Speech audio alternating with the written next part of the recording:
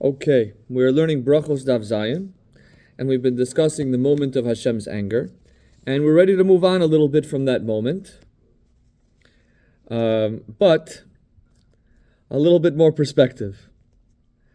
The Gemara says exactly what time of day does that moment occur, the moment of divine anger?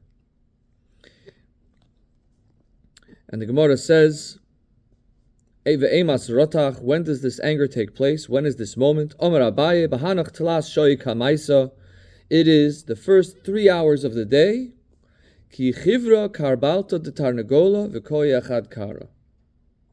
When the comb of the rooster turns white and it stands on one leg.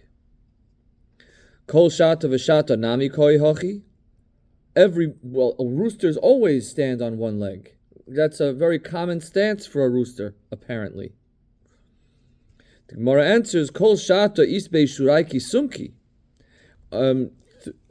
Other times, when the rooster stands on one leg and the comb gets white, there still would be streaks or threads of red visible on the comb.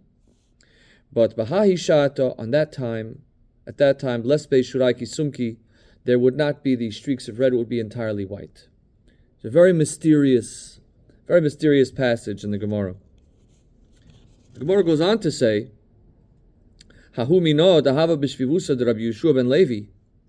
There was a heretic, let's say, in the neighborhood that was a neighbor of Rabbi Yeshua ben Levi.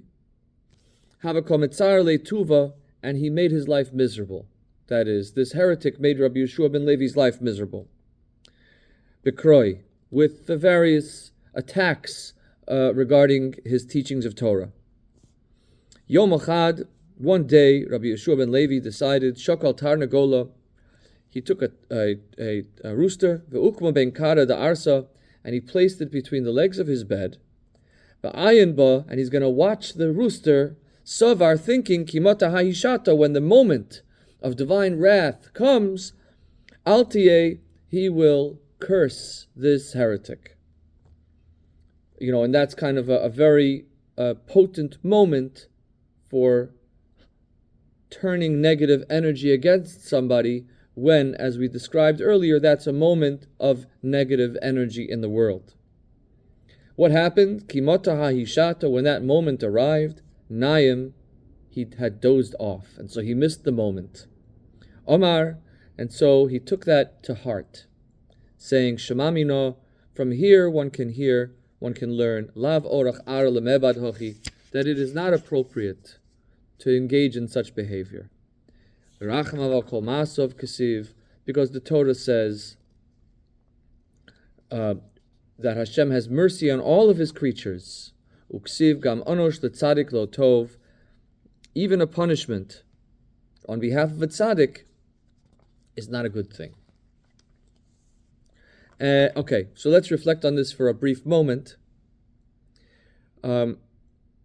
Bringing the rooster to identify this moment. Let's go first, that it's in the first 3 hours of the day. And this is a significant insight for those of us who experience harshness in our life. That we would recognize that the harshness is always at the beginning of the day. That is, it is signifying the beginning of a creative process. Remember, we said that a person might start with a passion, an idea, a vision, but beginning that creative process requires that moment of discipline, and all you have in that moment is that harshness, that it's a negative energy. I don't want to use negative in a derogatory connotation, simply negative in the sense that it is not generative in that moment. One isn't doing anything. One has gone into stillness in order to identify the correct process. Similar to the way a person is very excited about something, they might have to calm down for a minute in order to find their words. And so that moment of stillness, it's a negative energy. It's not expressive, it's withholding. And so that's the beginning of a creative process. In fact, there's a different Gemara which describes this in different terms, saying that Betchila Olo b'machshavto livro es ha'olam b'midas hadin, that in the beginning Hashem wanted to create the world with the spirit of strict judgment. And he saw he saw that the world will not be able to be sustained with the strict judgment. And so he added to it the spirit of mercy. And the Gemara brings an example, a parable of a king who had very fine crystal, and he poured. He said, "What if I'm going to put cold water? The crystal will frost over. You won't see its brightness. If I'm going to put hot water, then it's going to crack the crystal. So I put the cold water and add hot water to it."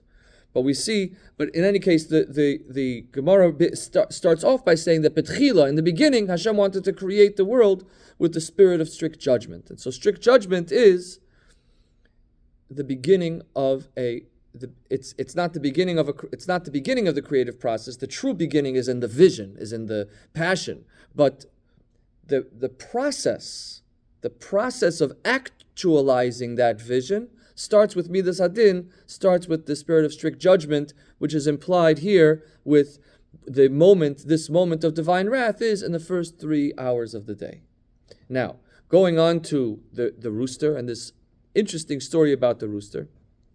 So the rooster features in our daily prayers with Hanosein lasech vivino lahavchin ben yom uvein loila.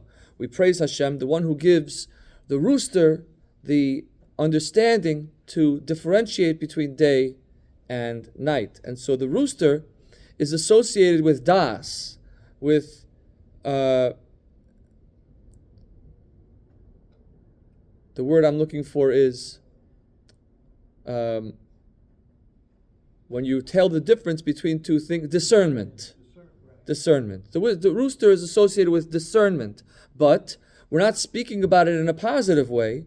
We're saying that there is a negative version of discernment, right?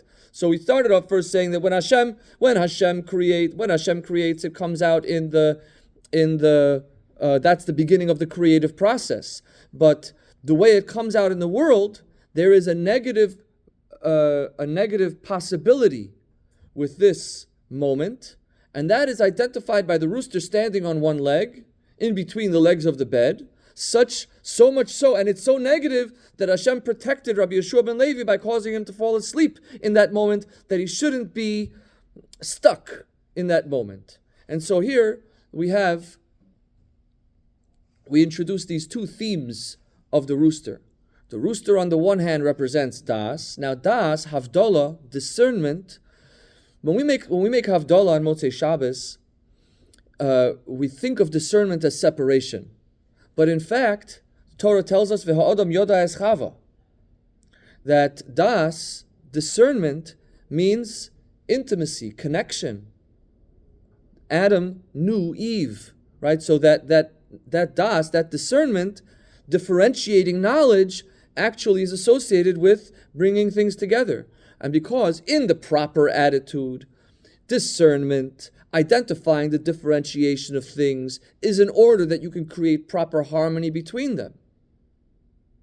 And if you don't know where one thing begins and where one thing ends, if you don't know the difference between the different things, then you won't be able to properly harmonize between them. You won't be able to properly synthesize them. So that discernment is critical for bringing all the pieces together. But when it comes to the rooster is also, as the Gemara says elsewhere, Shelo yu tamidei chachamim mitzuyim eitzel nishoseim ketarnago, that tamidei chachamim should show restraint in their intimate lives, and they shouldn't be like roosters that are always chasing after the hen. That they should show restraint, they should have a sense of balance in their life when it comes to their intimate behavior, that they shouldn't get carried away by it. And this is indicated by the rooster standing on one leg. It's a lack of balance. And that lack of balance is something that HaKadosh Baruch Hu is not vulnerable. So going back again, in the divine sense, it's part of the beginning of the creative process. It's bitlas shoy kamaisa di yoma. It's the first 3 hours of the day. But when it comes down to the natural world, there is a danger of becoming imbalanced, of standing on one leg, and of losing the life vitality, which is symbolized by the rooster's comb turning white and losing its vitality, and that's a dangerous thing, and therefore HaKadosh Baruch Hu protected Rabbi Shua ben Levi by causing him to sleep through that moment. That is, that he should be in a state of bittul. He should be in a state of